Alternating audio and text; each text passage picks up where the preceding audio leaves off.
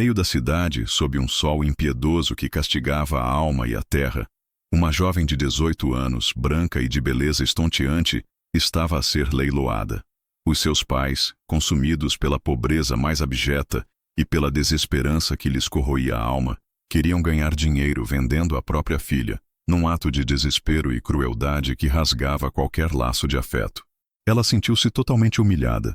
O seu corpo tremia de vergonha e medo, cada célula do seu ser a gritar em protesto contra aquela abominação, até que um viúvo negro e pobre, um homem marginalizado pela sociedade, um pária aos olhos de muitos, comprou a jovem com todo o dinheiro que havia poupado durante a sua vida. Um tesouro amealhado com suor e sacrifício, um gesto de compaixão que desafiava todas as expectativas e preconceitos. O que mais impressiona, o que verdadeiramente toca a alma, é a forma como ele a tratou, com uma dignidade e respeito que ela nunca conhecera, uma gentileza que era um bálsamo para as suas feridas, e o segredo do passado desse homem, uma história oculta que o ligava a ela de uma forma inesperada, um fio invisível que unia os seus destinos. Antes de começar o vídeo, me conte de que parte do mundo você está vendo esse vídeo, e me diga também se você acredita que o amor verdadeiro não tem idade, que transcende todas as barreiras e preconceitos, florescendo onde menos se espera. Ela não foi criada com amor, não conheceu o carinho de um abraço materno ou o afeto de um pai. Foi criada com desprezo, com palavras duras e olhares frios que a fizeram sentir-se indesejada desde o nascimento, uma mancha, um fardo. E agora, seria vendida como gado, um objeto a ser transacionado, sem voz, sem escolha, sem alma. O sol queimava a terra de São Bento com crueldade, um calor impiedoso que secava a alma, que rachava o solo e os corações. A praça principal era pó, suor e malícia, um palco improvisado para a desumanidade, onde a dor era um espetáculo. A campainha da igrejinha tocava, com um tilintar lúgubre, mas não chamava à oração. Chamava a um espetáculo macabro, a uma exibição de desespero humano, onde a dignidade era leiloada. No meio da multidão, homens de chapéus esfarrapados, com rostos marcados pela vida e pela maldade, mulheres com olhares afiados, cheios de julgamento e curiosidade mórbida, uma carroça transformava-se em palco. Em cima dela, uma jovem tremia como folha ao vento, o seu corpo frágil a balançar, vestida de branco como quem vai casar, uma ironia cruel. Mas ali ninguém via uma noiva. Ninguém via a pureza ou a inocência, apenas mercadoria, um corpo a ser vendido, um preço a ser pago. O seu nome era Isadora. Tinha 18 anos e nenhum abraço de infância, nenhuma lembrança de carinho, nenhum afeto para recordar. Filha de uma lavadeira morta por febre e de um homem que trocava pão por licor. Sua vida era marcada pela ausência de afeto, pela solidão e pelo abandono. A madrasta dizia que ela era má sorte, que sua existência era um castigo, uma maldição, e agora era hora de se livrar do castigo, de expurgar o mal. Virgem obediente, sem manhas nem caprichos, gritava o pai bêbado, sua voz rouca de álcool e desespero, um som que a feria mais do que qualquer golpe. Quem dá mais? A multidão ria, gargalhadas sujas cortavam o ar, perfurando a sua alma. 30 moedas, gritou um velho com hálito a álcool, com um olhar lascivo. 40, gritou o outro, lambendo os lábios, a sua cobiça evidente. Isadora baixou os olhos. Os seus ombros nus ardiam sob o sol. O vestido estava demasiado apertado, dolorosamente decorativo, uma prisão de tecido. A cada oferta, o seu coração afundava-se num abismo de desesperança, de onde parecia não haver saída. Não era amada nem desejada, apenas vendida, um objeto sem alma, sem valor, sem futuro. E então, o silêncio. Um silêncio denso e pesado, que parecia engolir todos os sons da praça, um vácuo que a envolvia. Passos lentos aproximaram-se, firmes, diferentes, com uma autoridade que se destacava, que impunha respeito. A multidão abriu-se como o mar diante da tempestade, revelando uma figura inesperada, um homem que parecia vir de outro mundo. Dom Ezequiel, homem de pele escura, viúvo, calado, marginalizado por todos, um estranho em sua própria terra, um pária. Diziam que falava com espíritos, que enterrava coisas em seu quintal, que era um feiticeiro, um bruxo. Mas ali, ninguém se atrevia a zombar de sua mirada, de seus olhos profundos e sérios, que pareciam ver a alma das pessoas. Subiu a carroça, com um ar de quem sabe o que faz, de quem tem um propósito, tirou do bolso um pano dobrado com cuidado, revelando moedas, 100 delas, um tesouro para um homem pobre, o seu tudo. Dou 100 por ela, disse com firmeza, sua voz ressoando com uma autoridade inquestionável, um som que silenciou a multidão. O pai abriu os olhos desmesuradamente, chocado com a oferta, sem acreditar no que via. A multidão explodiu em murmúrios e gritos. Esse negro está louco. Vai sujar a rapariga. Isso é pecado. Mas o dinheiro já havia mudado de mãos. O negócio estava feito, selado. O pai desceu da carroça sem olhar para trás. Sem uma palavra, deixando Isadora como quem deixa um saco de ossos, um fardo indesejado. Ela ficou imóvel, sem chão, sem voz, o corpo em choque, a mente em turbilhão. Ezequiel a olhou, tirou o poncho dos ombros e cobriu-os dela, um gesto de proteção inesperado, de carinho. Não tocou sua pele, não sorriu, apenas respeitou a sua dignidade, a sua fragilidade. Vamos, disse em voz baixa. Um convite, não uma ordem, uma mão estendida. Ela não respondeu. Não era preciso. Os seus olhos, ainda cheios de lágrimas, já seguiam o único homem que não a havia olhado como propriedade, mas como pessoa, como um ser humano. Caminharam entre zombarias, cusparadas e pedaços de pão duro lançados ao ar. A humilhação pública, o escárnio. E Isadora não tinha nada, nenhum futuro, nenhum lar. Mas ao lado desse homem, pela primeira vez, sentiu que era mais do que um corpo. Sentiu que era pessoa, que tinha valor, que a sua vida importava. No povoado de São Bento, o pecado não era vender uma filha, era que um homem negro a comprasse, era desafiar as normas sociais. O caminho de regresso foi curto, mas longo em humilhação. Isadora caminhava ao lado de Ezequiel como uma sombra junto à solidão, o seu corpo ainda em choque, mas a sua alma a despertar, a sentir uma nova esperança. O poncho que cobria os seus ombros ainda cheirava a madeira e terra molhada, um cheiro que ela não conhecia, um cheiro à proteção, à segurança, a lar. Mas ao redor, o mundo ardia em ódio e preconceito, as chamas da intolerância a consumir tudo. As mulheres cuspiam sobre as pedras onde ela pisava, os seus olhares cheios de desprezo, de nojo. Os homens riam às gargalhadas, zombando. Agora sim, São Bento virou um circo, gritavam. A virgem da subasta caiu nos braços do diabo. Ezequiel não dizia nada, nem apressava o passo. Caminhava com a cabeça erguida, como se fosse surdo ao ódio, imune às provocações, um pilar de força silenciosa. Mas os seus olhos ardiam com uma chama silenciosa, uma fúria contida, uma dor que ele carregava. Quando chegaram à sua casa, uma cabana simples no limite do povoado, feita de barro, madeira velha e silêncio, Isadora hesitou. Os seus dedos tremiam, o seu coração disparava. Por que a havia levado ali? O que faria com ela? Seria mais uma prisão? Ele abriu a porta e entrou sem pedir-lhe que o seguisse, sem ordenar. Apenas deixou a porta aberta, um convite, não uma imposição, uma escolha. E Isadora ficou quieta uns segundos, respirando fundo, sentindo o ar diferente. O céu começava a escurecer e então ela entrou. Dentro, o cheiro era diferente. Canela, chá e tempo, um aroma acolhedor, um cheiro de lar, de paz.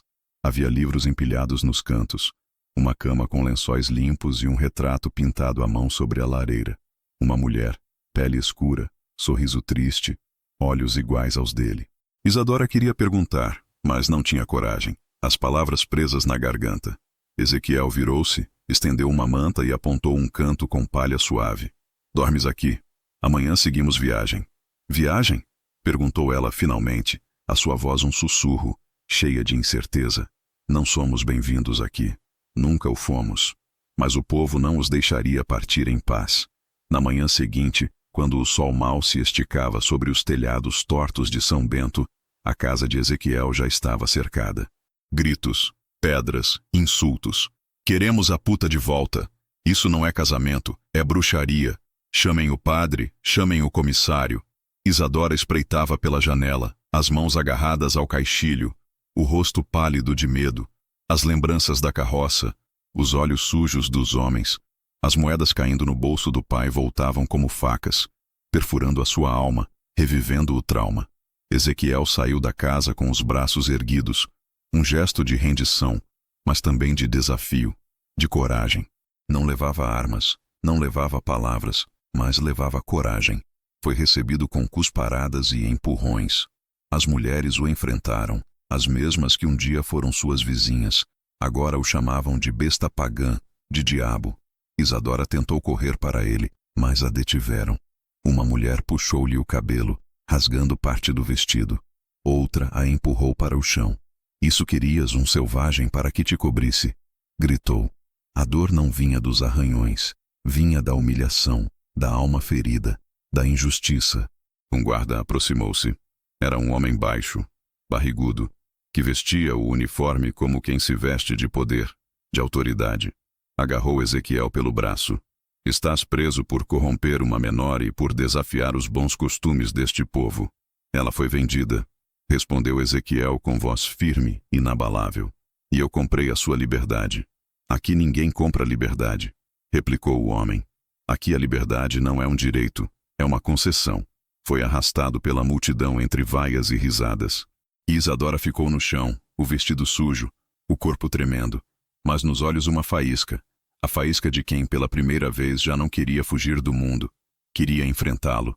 Se você se sente tocado por essa injustiça, comente dignidade e compartilhe esta história para que a voz de Isadora seja ouvida. Às vezes, fugir é a única forma de sobreviver, a única saída para a dor. Mas para Isadora, era a primeira vez que alguém fugia com ela, não dela. A lua surgia vermelha no céu de São Bento, um presságio de sangue e fúria. O povoado dormia em um silêncio fingido, mas por dentro fervia de raiva, de ódio. No velho estábulo, onde os porcos costumavam esconder-se da chuva, onde Ezequiel jazia amarrado, com os pulsos inchados e os lábios partidos, o sangue corria em silêncio, misturando-se com o cheiro a estrume e ódio, um cheiro de injustiça.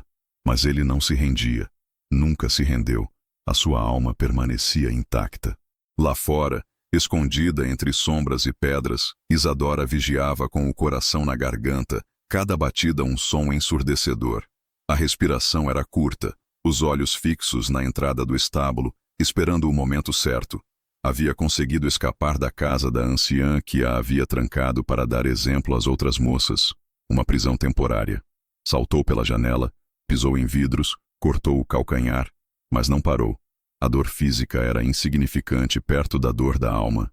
Devia-lhe a sua alma, o único que não a tocou, o único que a cobriu, o único que a respeitou. A madrugada era o único aliado, a escuridão a sua amiga. Quando os primeiros galos cantaram, Isadora entrou sozinha, silenciosa como as promessas não ditas, como um fantasma.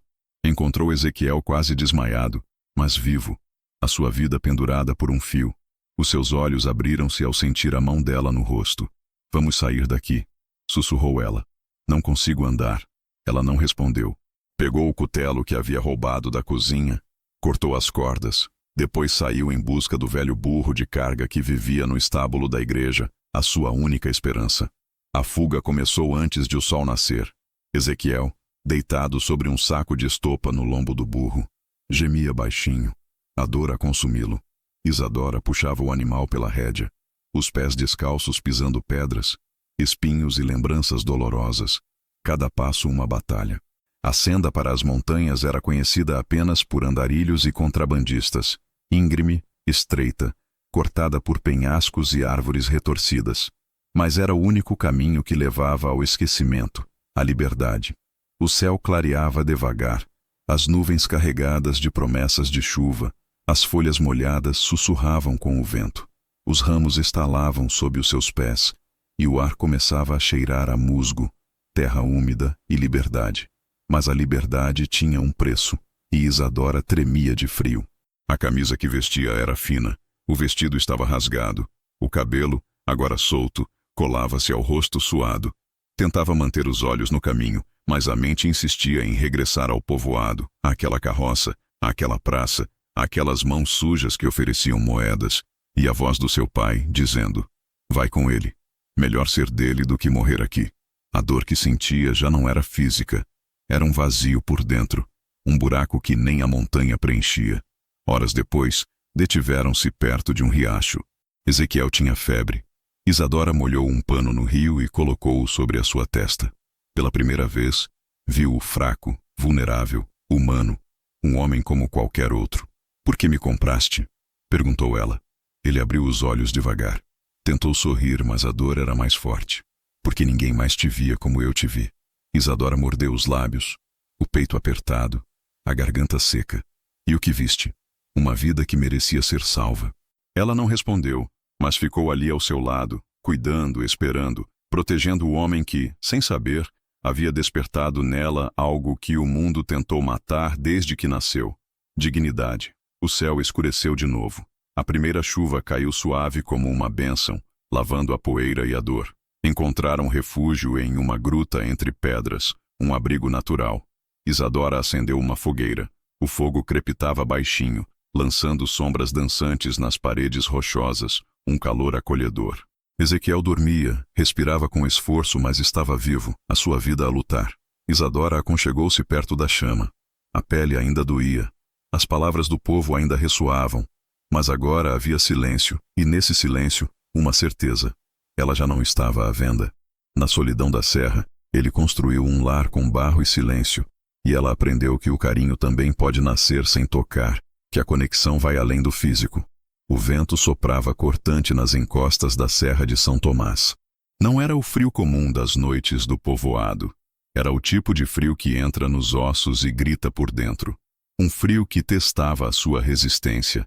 As árvores, nuas e retorcidas, estalavam como portas velhas em ruínas, gemendo com o vento. O céu, eternamente nublado, derramava chuviscos finos, persistentes, como se chorasse por quem ali se escondia, por todas as almas perdidas. No alto da colina, escondida entre penhascos, uma cabana começou a tomar forma, feita de troncos, barro e paciência, erguida com mãos calejadas e pulmões exaustos, um refúgio de esperança. Dom Ezequiel usava ferramentas simples recolhidas no caminho, cada uma com uma história. A cada martelada, o som misturava-se com o canto dos corvos, um ritmo de construção. A cada pedaço de madeira encaixado, o tempo parecia voltar a avançar, a vida a recomeçar. Isadora observava sentada sobre um tronco, o rosto sujo de fuligem, os olhos menos assustados, mais vivos. Ele não falava muito, mas cada gesto seu era uma palavra, uma demonstração de carinho. Quando chovia forte, tapava os buracos do telhado com folhas grandes para que ela não se molhasse. Quando o vento assobiava, ajustava a porta com mais firmeza. E quando caía a noite, acendia o fogo, preparava o chá de ervas e o deixava perto da cama improvisada dela sem dizer nada. Um ritual de cuidado. Ela também aprendeu a não perguntar. Não perguntou por que ele se levantava antes do sol, nem por que passava horas talhando um pedaço de madeira que nunca terminava. Não perguntou por que sempre olhava o retrato da mulher sobre a lareira com olhos úmidos, mas observava tudo, absorvendo cada detalhe. Com o tempo, aprendeu a pescar com linha, a recolher raízes com cuidado, a identificar os sinais da montanha, onde há serpente, onde há refúgio, onde o vento sussurra perigo. Aprendeu que o silêncio pode ser lar, que o ruído nem sempre significa vida e que às vezes a ausência de contato é o contato mais profundo, mais significativo. Certa manhã, encontrou sobre a mesa um lenço antigo de linho. Era seu. Estava dobrado com perfeição, lavado à mão. Ao lado, uma pequena maçã recolhida de uma árvore retorcida que lutava para viver a essa altitude. Um presente simples da natureza. Ela olhou para Ezequiel. Ele sorriu apenas com os olhos. Um sorriso que falava volumes. Depois voltou a cortar lenha. Essa noite sonhou com o impossível. Um baile. Ela e ele em um salão vazio, sem música, sem testemunhas. Só o som do vento e os corações batendo devagar, em perfeita sintonia. Despertou com lágrimas nos olhos, um misto de alegria e tristeza. Uma tarde, enquanto limpava a lareira, Isadora encontrou uma caixa de madeira escondida sob umas tábuas soltas. Dentro, uma carta envelhecida, a caligrafia firme, feminina. Se um dia eu partir antes de ti, promete que encontrarás alguém que precise ser salva. Não para me esquecer, mas para recordar quem eu fui. Uma mulher que teve a sorte de ser amada por um homem bom. Isadora fechou os olhos. As mãos apertaram o papel contra o peito. Era ela. Ela era a mulher que precisava ser salva. E ele era o homem que cumpria uma promessa feita no final de uma vida. Pela primeira vez não sentiu pena de si mesma. Sentiu gratidão. Uma gratidão profunda. Os dias seguintes foram de silêncio partilhado. Um silêncio mais leve, menos defensivo. Começaram a conversar sobre as estrelas, o sabor do chá, as histórias da serra. Isadora aprendeu a sorrir com os olhos, e Ezequiel reaprendeu a sorrir com a boca, a expressar emoções. Em uma noite de lua cheia, ela acendeu a lareira sozinha, preparou o chá com mais açúcar e disse com voz firme: "Já não tenho medo." Ele a olhou sem entender. "De ti", completou. Ezequiel assentiu com os olhos cheios de lágrimas. Não disse nada, mas nesse instante entendeu. Ela já não era uma fugitiva. Era alguém construindo o seu próprio destino. Alguns resgates não nascem do desejo, nascem da dor e da promessa que o amor verdadeiro exige, mesmo depois da morte. Se você está se emocionando com essa história de amor e redenção, comente esperança e compartilhe para que mais pessoas se inspirem. O inverno chegou sem pedir permissão. Chegou como um inimigo antigo, arrastando ventos do norte e cobrindo a serra com um branco duro e silencioso. As árvores estalavam como velhos solitários, gemendo com o peso da neve. A cabana tremia com os uivos da noite, um som assustador. Dentro, o fogo era o único sol, a única fonte de calor e luz. Ezequiel mantinha a lareira acesa o tempo todo. Revezava-se entre cortar lenha, preparar chá de raízes e reforçar as paredes com feno e barro. Uma luta constante contra o frio. Sabia que a montanha podia ser fatal e que ali não havia ninguém para ajudar, apenas eles dois, sozinhos contra a natureza. Isadora havia começado a tossir. A princípio, pensou que era apenas o frio. Depois vieram os calafrios. Os lábios ressecaram, o rosto empalideceu. As mãos que antes sabiam recolher e cozinhar tremiam ao segurar uma colher. A fraqueza a dominava. Na terceira noite, não pôde levantar-se da cama. A febre chegou alta, vermelha como sangue, quente como o próprio fogo que crepitava impotente, consumindo-a. Ezequiel entrou no quarto com um pano úmido e um balde de água. Sentou-se ao lado dela. Secou o suor da testa com delicadeza. Murmurava canções antigas em guarani, letras que sua avó lhe havia ensinado quando ele ainda acreditava que o mundo podia ser bom. Isadora delirava, chorava, chamava por sua mãe, dizia coisas sem sentido. Em um momento, agarrou a mão dele e sussurrou: "Não me vendas, por favor." O coração de Ezequiel partiu-se em 1000 pedaços. "Estás livre, Isadora. Ninguém voltará a vender-te jamais." Ela apertou sua mão com mais força. Durante 3 dias, ele não dormiu. Fez chá de eucalipto, deu-lhe banhos frios com folhas, cozinhou papinha com mel e rezou, não por piedade, mas por desespero, por sua vida. Uma madrugada, enquanto o vento batia nas janelas e o fogo oscilava, ela abriu os olhos. "Ainda estás aqui?" perguntou com voz rouca. "Nunca me fui." Ela sorriu, fraca, mas sorriu. "Pensei que era um sonho." Ele ajeitou o travesseiro sob sua cabeça, trocou o pano de sua testa. "Então continua a sonhar que eu fico aqui protegendo-te." Os dias seguintes foram lentos. Seu corpo lutava. A febre recuava pouco a pouco, mas o frio não. Ezequiel partilhou com ela sua cama, não por desejo, mas para aquecer seu corpo. Dormia ao lado dela sem tocá-la, como um escudo, uma barreira contra o frio. Uma noite, ela acordou com a mão dela sobre o seu peito. "Tens frio?" perguntou. Ela negou com a cabeça. "Não, só não quero estar sozinha." Pela primeira vez, ele passou o braço por cima dela. Um gesto simples, mas que rompeu os muros que o separavam desde a subasta. Não houve beijo nem carícia, só calor humano, presença, verdade, uma conexão profunda. Com o passar dos dias, Isadora recuperou-se. Voltou a caminhar, a sorrir, a recolher, mas agora havia algo distinto em seus olhos. Uma tarde, ao entardecer, os dois sentaram-se na grande rocha que dava vista para o vale.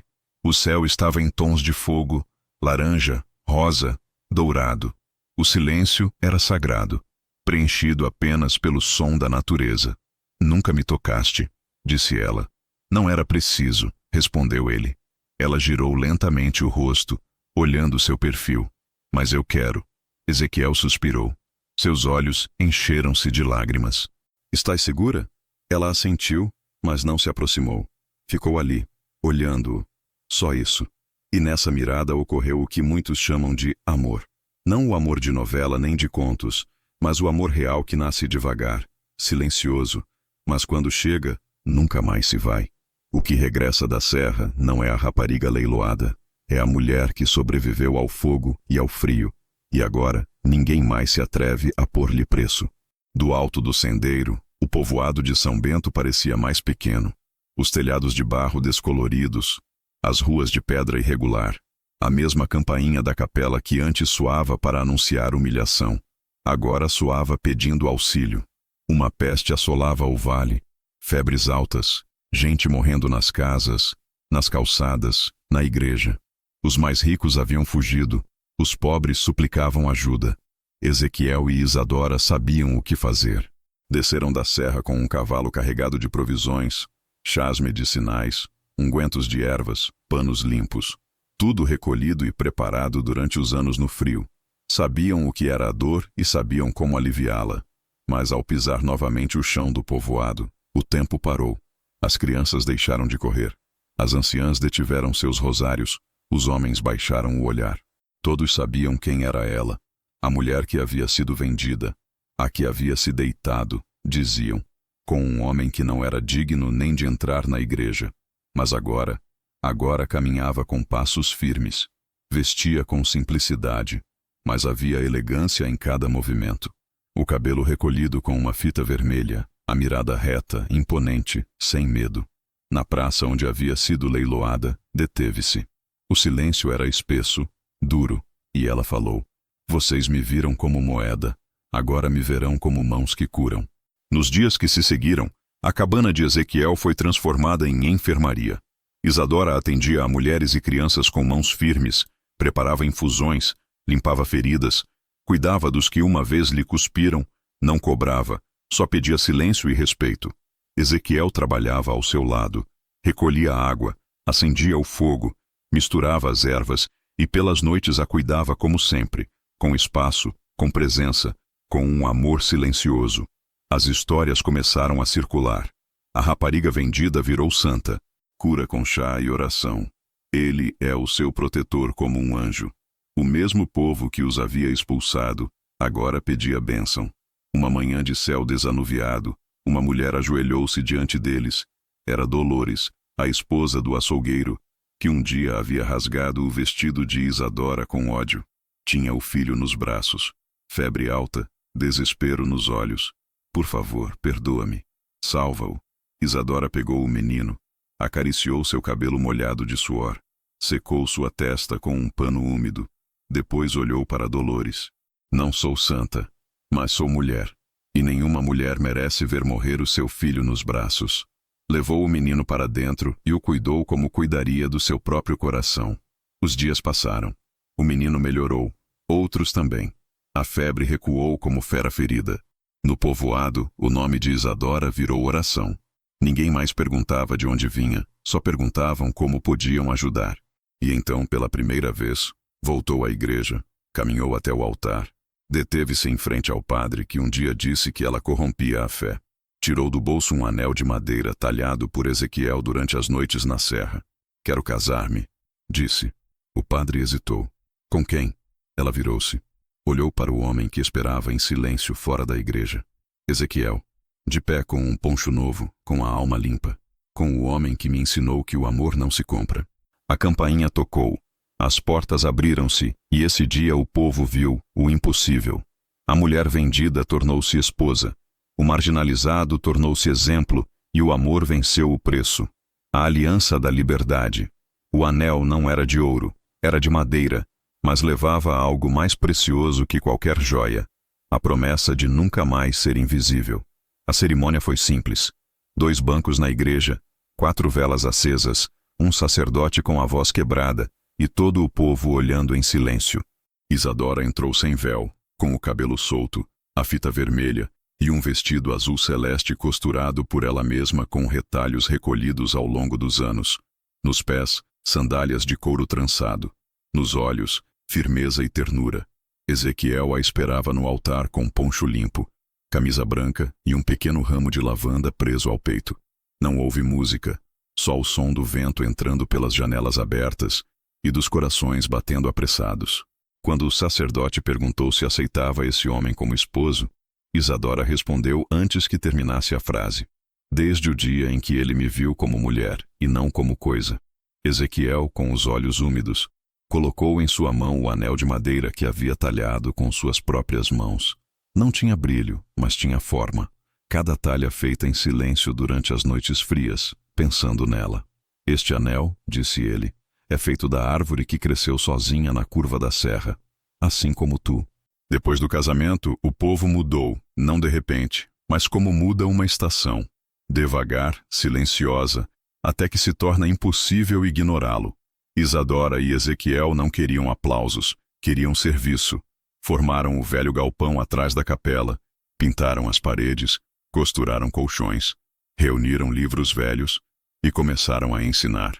As meninas chegaram primeiro, sujas, tímidas, com olhos assustados. Depois vieram as mães, as viúvas, as esquecidas, as que limpavam pisos e cuidavam de filhos, sem escutar uma palavra de carinho. Isadora ensinava a escrever o próprio nome, a dizer não, a reconhecer o próprio valor. Ezequiel ensinava a plantar, a construir com as mãos, a proteger sem violência. Eles não queriam formar senhoras, queriam formar vozes. Uma tarde, uma menina chamada Lucerita, de apenas 9 anos, correu até Isadora com um pedaço de papel na mão. Mestra, olhe, escrevi meu nome sozinha. Isadora ajoelhou-se, pegou o papel com cuidado, leu as letras tortas, os traços trêmulos. Depois, olhou para a menina nos olhos. Esse nome vale mais do que qualquer moeda. Lucerita sorriu e correu de volta, segurando o papel como se fosse uma medalha.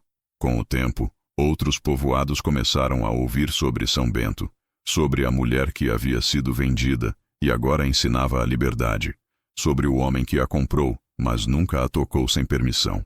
Chegaram visitantes, chegaram doações, chegaram histórias de meninas que agora queriam ser como Isadora, mas ela nunca esquecia a carroça, o vestido apertado, o olhar do pai, o sabor do pó. Por isso, a cada nova aluna, ela dizia: não precisas de um homem para valer algo, mas se algum dia amares, que seja alguém que te veja inteira e nunca à venda. Em uma noite especial, Ezequiel levou Isadora até a rocha onde costumavam ver o entardecer. Em seu colo ele carregava algo coberto por um pano. Isto é para ti. Ela o abriu devagar. Era uma escultura de madeira, uma mulher de pé com os braços erguidos, o cabelo ao vento, o rosto voltado para o céu. És tu, disse ele, mas como eu sempre te vi. Isadora chorou em silêncio. Depois apoiou a cabeça em seu ombro. O vento passava entre os dois, mas já não era frio, era ponte. Passaram décadas, o povoado mudou, as casas têm cores, os meninos riem alto, mas no alto da colina, uma escultura de madeira ainda resiste ao tempo. Era o entardecer em São Bento. O céu ardia em tons dourados, como se o sol beijasse a terra em despedida. A brisa era suave, as campainhas soavam, mas já não por desespero, soavam por tradição. No centro da nova escola, onde antes havia um celeiro esquecido, agora havia uma biblioteca, livros em estantes de madeira clara, mapas nas paredes e em um canto uma cadeira de balanço coberta com uma manta feita à mão. Ali sentava-se uma senhora de cabelos grisalhos, olhos atentos e sorriso lento. Sua voz, quando falava, era firme, pausada, carregada de histórias. Isadora, agora com rugas profundas como raízes antigas, mas os olhos ainda guardavam o mesmo brilho da menina que um dia foi vendida. E sobreviveu. Ao seu redor, as crianças sentavam-se no chão, curiosas. Entre elas, uma menina de tranças bem feitas e vestido florido. Chamava-se Amália. Tinha 7 anos e demasiadas perguntas. É verdade que a senhora foi vendida? Perguntou com a inocência que só a infância permite. Isadora deteve-se. Olhou para o céu, depois para a estátua lá fora. A mesma escultura de madeira que Ezequiel fizera, agora protegida sob um teto simples. A mulher com os braços erguidos ainda apontava para o céu. É verdade, respondeu. Mas isso não é o final da história. As crianças aproximaram-se mais. Amália franziu a testa. E o senhor Ezequiel, ele a comprou? Isadora sorriu, mas não respondeu de imediato. Fechou os olhos por um instante. Escutou o som distante das ferramentas batendo na madeira, o cheiro do chá de raízes, o crepitar do fogo na lareira. Ele me comprou do destino que me haviam dado, disse, mas nunca tentou possuir-me. Amália pensou um pouco e disse, então ele era mágico, não? Minha querida, ele era justo. Na parede da escola havia uma frase talhada em madeira. Nenhuma mulher tem preço. Todas têm valor. Era o lema da casa, do povoado, da nova geração. Ali as meninas aprendiam a ler, a escolher, a dizer sim só quando quisessem. E os meninos aprendiam a escutar, a respeitar, a cuidar sem dominar. Isadora já não subia as montanhas, mas sua história acendia nos olhos de cada menina que se via nela. Ezequiel partiu uma manhã silenciosa anos atrás. Foi dormir com o rosto voltado para a lareira, como sempre. E ali ficou em paz com o colar de Rosaura entre os dedos e a fita vermelha que Isadora usou na primeira noite em que ele a chamou Esperança. Foi-se sem dor porque sabia que seu amor havia cumprido a promessa. Agora ela caminhava devagar, subia a colina todos os dias ao entardecer, sentava-se em frente à estátua, conversava em silêncio, levava flores secas, às vezes fechava os olhos e voltava a escutar. Tu és a minha esperança. Uma noite, Amália deixou uma nota na cadeira de balanço. Dona Isadora, quando for grande, quero ser como a senhora, forte, livre e com uma história bonita. Isadora leu a nota, apertou-a contra o peito e chorou em silêncio, porque entendeu nesse momento que sua história nunca foi só sua, era de todas. Na última cena, o sol desaparece atrás das montanhas. As crianças riem ao longe e a câmara, se existisse, afastar-se-ia da cabana, do povoado, da serra, para deixar no ar uma última frase. O mundo tentou apagá-la, mas ela tornou-se chama. E agora que chegaste até aqui, dá like a este vídeo, partilha-o, comenta o teu nome aqui embaixo e conta-me de onde me escutas. E deixa um coração vermelho se tu também acreditas nos novos começos.